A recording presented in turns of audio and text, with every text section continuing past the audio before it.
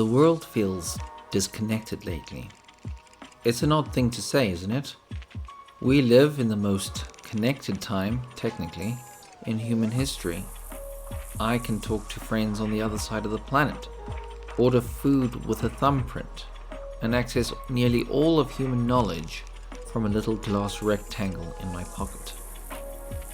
In the middle of all this miraculous innovation, I feel a growing sense of noisy isolation. A feeling that I'm just a passenger in my own life.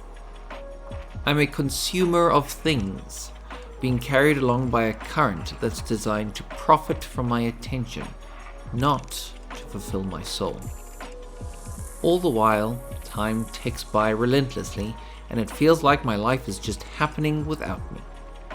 And I've grown rather restless about it.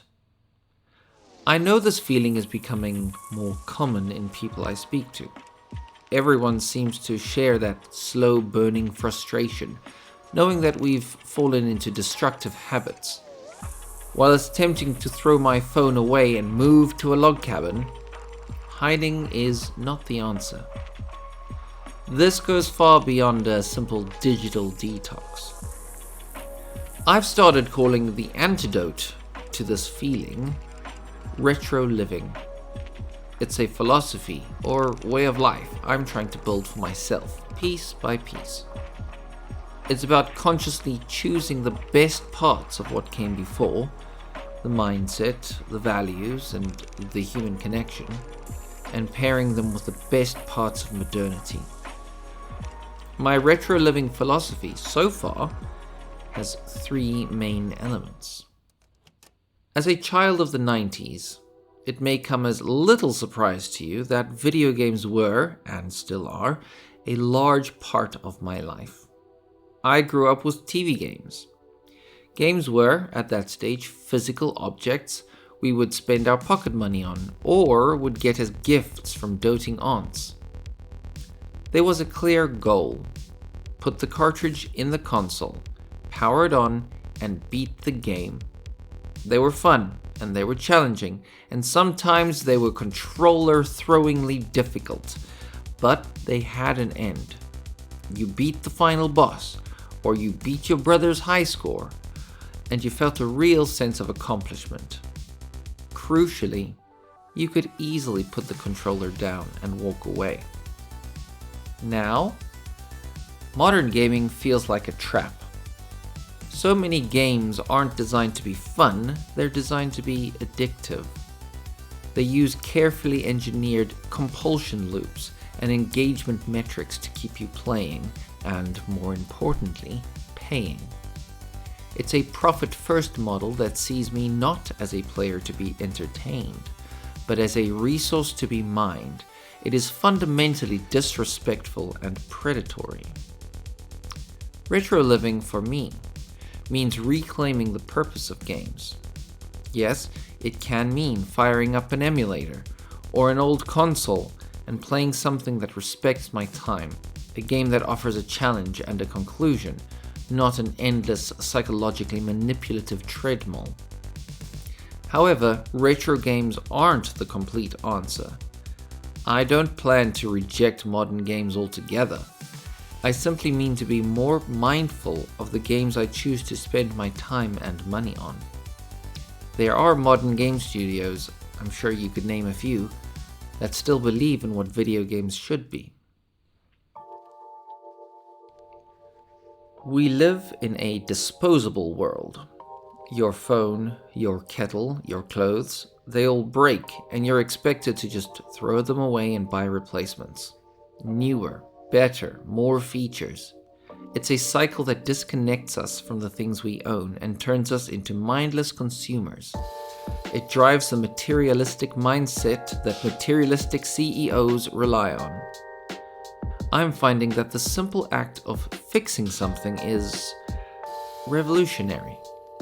Taking the time to open up a faulty game controller, diagnosing the problem with some help from a YouTube tutorial, and soldering a wire back into place.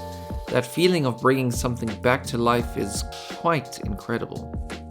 The more I fix things, the more I want to fix things, and sometimes that creative spirit carries me further to where I may even attempt my own creations.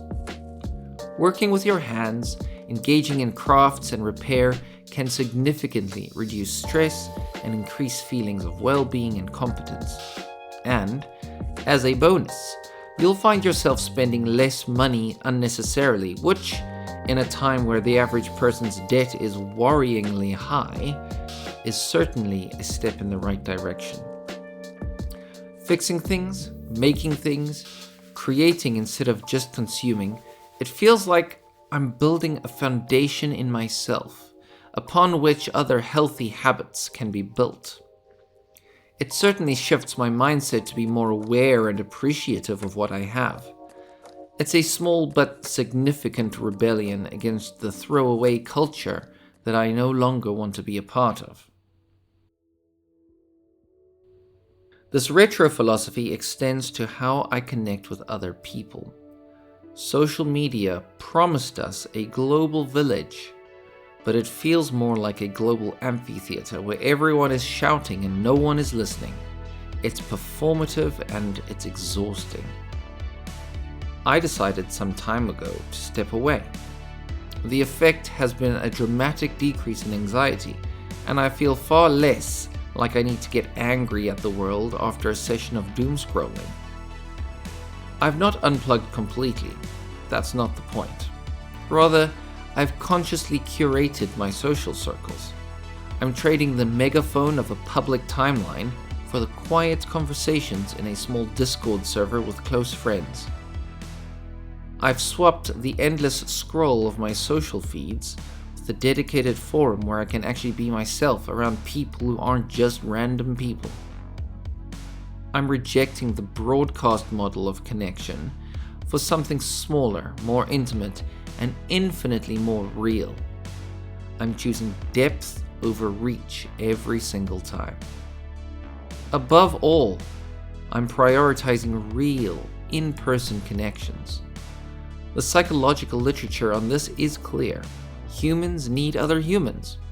We need physical contact. We need family and friends. We need conversation over a hot beverage. We need to share meals and look each other in the eye.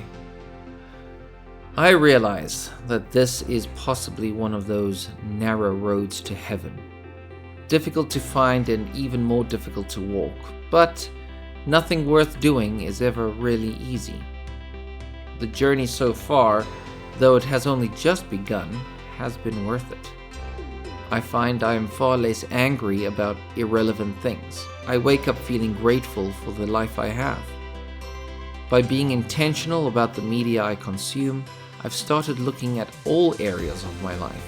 How I spend my money, how I talk to people, the hours I sleep, the food I eat. It's a snowball that has reached all areas of my life, and I've been able to take back control and resist manipulation by large, amorphous corporate entities that would love nothing more than for me to shut up and plug back in. Will this solve everything? Of course not. The world will still be a complicated, often frustrating place. But by consciously choosing to live this way, I'm building a life that feels more authentic, more intentional, and more human. It's a slow process, and I'm still figuring it out. Does any of this resonate with you? Share your own thoughts. This new world is a confusing mess, and I think we all know that our technology, while marvelous, is not always compatible with fundamental human life. Finding how best to integrate it is an exploration I invite you to join me on.